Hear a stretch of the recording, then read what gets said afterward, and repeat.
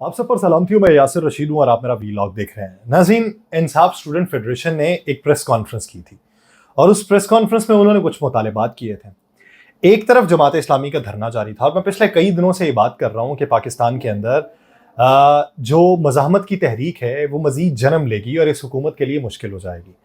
अब हुआ क्या कि जमात इस्लामी ने अपना धरना मौखर कर दिया, उनसे तौजीहात तलब की, क्योंकि बेशतर प्रोग्राम्स के अंदर जब बातें होती रहीं, डॉक्टर उसामा रज़ी जो नायब अमीर हैं उनके, अमीरुल अज़ीम साहब या कैसर शरीफ जो तर्जुमान हैं उनके साथ गुफ्तगू शुनीद होती रही, तो उनसे पूछा जाता रहा कि आप धरने को मौखर किन बुनियादों के ऊपर करेंगे। तो जवाबन उन्होंने ये कहा कि लॉलीपॉप नहीं चलेगा, जो मुआहिदा किया जाएगा उस मुआहिदे की तकमील तक वो धरना जारी रहेगा और हम किसी ज़बानी यकीन दहानी पे नहीं जाएंगे। अब इत्तलात ये हैं कि 4 मुतालिबात जो हैं वो हुकूमत ने मानने से इनकार कर दिया और बकिया मुतालिबात के हवाले से उन्होंने टाइम मांग लिया कि इतने वक्त के अंदर हम ये काम करेंगे। वो टाइम जो मांगा गया है वो 1 से 1.5 माह का मांगा गया है, जिस पे इन्होंने ये फैसला किया कि धरने को मौखर कर देते हैं। अब उस पर चहमगोइयाँ होना शुरू हो गई कि भाई साहब ये तो ला के बैठाए गए थे और बैठाने के बाद अब इन्हें उठा दिया गया। सवाल ये पैदा होता है कि जो बैठाए गए थे, बहुत सारे लोग ये बात करते थे कि किसी एक को मजबूत करने के लिए किसी दूसरे को कमजोर करने के लिए बैठाया गया। क्या वो मजबूती हो गई या क्या वो कमजोरी दिखाई दी? पहला नुक्ता। उसके अलावा जो मुतालिबात के लिए बैठाया गया था, क्या वो मकासद पूरे हो चुके हैं? ये दूसरी बात है। अगर वो मकासद पूरे नहीं हुए तो जमात इस्लामी जो वहां पर बैठी हुई थी, जिसे बहुत सारे लोग इसे बी टीम भी कहते हैं, कहा जाता है कि मुलाकात उनकी किसी से हुई और फिर उसके बाद इन्होंने फैसला किया कि ये वापस चले जाएं। फिर ये भी बात हुई, जिस तरीके से कल लियाकत बलोच साहब ने कहा कि हाफिज़ हाफिज़ के आप लोग नारे लगा रहे थे, अता तारड़ और मोहसिन नकवी साहब जो हैं वो इस पर खुश हो रहे थे, तो मैंने इनको ये कहा कि ये आपके हाफिज़ के नहीं, ये हमारे हाफिज़ के नारे हैं। तो ये जो तर्ज सियासत है, इससे बालातर होके हमें देखना है कि अवामी इशूज़ कौन से हैं। हुकूमत ने वक्त मांगा 1 से 1.5 माह का। क्या हुकूमत 1 से 1.5 माह में ये तब्दीली ला सकती है? इस पे मुख्तलिफ लोगों की मुख्तलिफ आरा हैं। जमात इस्लामी ये कहती है कि हमने धरना तो मौखर कर दिया लेकिन सड़कों की सियासत मौखर नहीं की। हम 11 तारीख को, 13 तारीख को, 15 तारीख को और फिर उसके बाद ये जलसों का सिलसिला चल है और ये तब तक रहेगा जब तक 1 माह और 15 दिन गुजर नहीं जाते। तब तक हम देखेंगे कि मुतालिबात अगर पूरे नहीं हुए तो जलसे हमारे चल रहे होंगे और हम सारी आवाम लेके पहुंच जाएंगे इस्लामाबाद। अब उसमें लोग क्या राय रखते हैं? मेरी बात हुई आज के दिन पाकिस्तान के एक सीनियर सियासतदान है, उनसे बात हुई। मैंने पूछा, हुजूर कि क्या बनेगा? हुकूमत तो कहती है कि इदारों के माबैन जिस तरीके की कम्युनिकेशन है ये माजी में कभी नहीं थी और इसको एक टेस्ट केस बनाया जा सकता है। तो जवाबन उनका ये कहना था कि ये बात याद रखिए कि आर्मी चीफ ने जो कहा कि जो आइन और शरीयत को नहीं मानेगा हम उसे पाकिस्तानी नहीं मानेंगे, तो उन्होंने ये पैगाम जो है वो शहबाज शरीफ साहब को दिया। मैंने पूछा वो कैसे?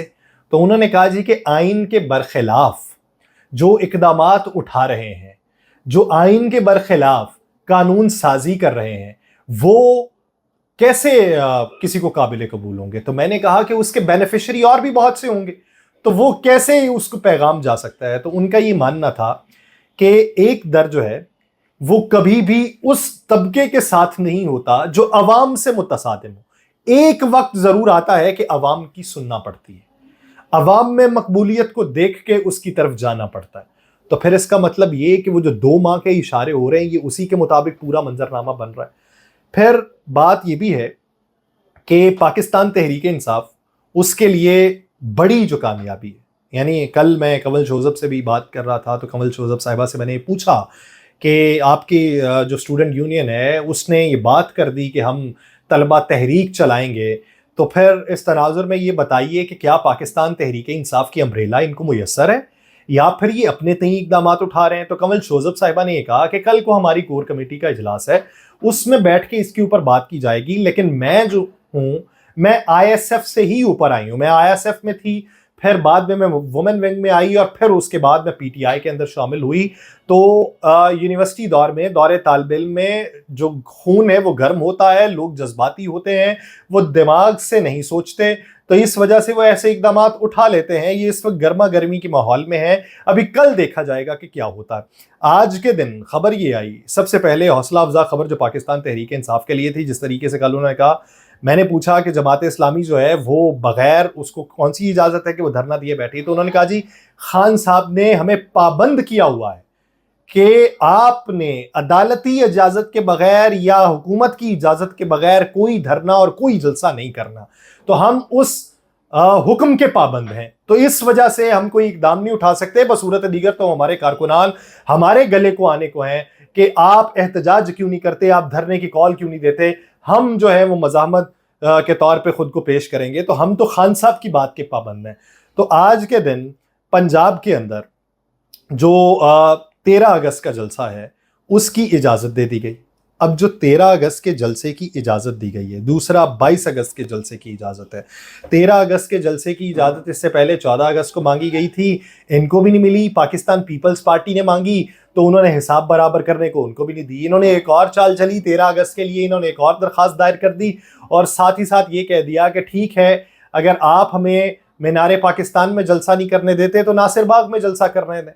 آپ ہمیں مختلف آپشنز ہیں، 3 آپشنز ہیں، اس میں سے کسی ایک آپشن پہ آپ ہمیں جلسہ کرنے دیں. جس ضمن کے اندر جسٹس مقبول باقر نجفی کی عدالت میں کیس لگا اور وہاں پر کیس لگنے کے بعد نجفی صاحب کی عدالت میں جو کیس لگا تو انہوں نے حکومت سے جواب طلب کیا کہ آپ یہ بتائیے کہ کون سی شرائط کے اوپر آپ ان کو اجازت نہیں دے رہے. تو آج جو جواب جمع کروایا گیا انہوں نے کہا جی ہم اجازت دیتے ہیں. اب پاکستان تحریک انصاف کو جلسے کی بھی اجازت مل گئی. ادھر عمر ایوب صاحب نے باقاعدہ طور پہ یہ کہہ دیا ہے کہ 14 اگست کو اور 14 اگست کے بعد جو طلبہ ہیں وہ پاکستان کا جھنڈا لے کر باہر نکلے. یعنی اس سے یہ تاثر ملتا ہے کہ یہ اپنی طلبہ یونین کو بنگلہ دیشی طرز کے اوپر فعال کرنا چاہتے ہیں کہ اس طریقے سے سیاست کو چلایا جائے، مزاحمت کا استعارہ بنایا جائے، ادھر سے پریشر ڈیولپ کروایا جائے، بعد میں تاجر اتحاد کو ساتھ میں لایا جائے اور پھر اس کی دیکھا دیکھی وہ جماعتیں جو یہ کہتی ہیں کہ اپنے تئیں ہم کسی گرینڈ الائنس کا حصہ نہیں بنیں گے، ہم اپنا احتجاج کریں گے، وہ خود مائل ہو جائیں گی کہ اس احتجاج کا حصہ بنے اور پھر ایک گرینڈ الائنس ہوگا جو عوام کا ہوگا، ٹریڈر یونینز کا ہوگا، طلبہ کا ہوگا اور سیاسی جماعتوں کا ہوگا، جو اس حکومت کو گھٹنے ٹیکنے پر مجبور کر دے گا کہ وہ عوام کی یا تو فلاح کے لیے فیصلے کریں یا پھر گھر جانے پہ وہ آمادہ ہو جائیں. تو اس ضمن کے اندر اس ماڈل کے اوپر تیاری چل رہی ہے اور اب دیکھنا یہ ہے کہ جو جلسوں کی اجازت ملی ہے ان جلسوں کی اجازت میں کس حد تک یہ پاور شو کر سکتے ہیں. ثوابی کے جلسے کے بعد کہ جہاں پر انتظامات ناقص تھے اور عوام کی اکثریت بہت زیادہ تھی، اب یہاں پر انتظامات کیسے ہوتے ہیں اور یہاں پر عوام کو لانے کے لیے، کارکنان کو لانے کے لیے حکمت عملی کون سی ترتیب دی جاتی ہے اور کسی بھی انتشاری حربے یا انتشاری اقدام سے بچنے کے لیے یہ کیا اقدامات اٹھاتے ہیں اور اس کی حکمت عملی کیا ترتیب دیتے ہیں، وہ دیکھنے کی ضرورت ہے. لیکن اگلا ہفتہ جو ہے وہ پاکستانی سیاست کے لیے اہم ترین ہوتا چلا جا رہا ہے. مجھے دیجیے اجازت. اللہ نگہبان.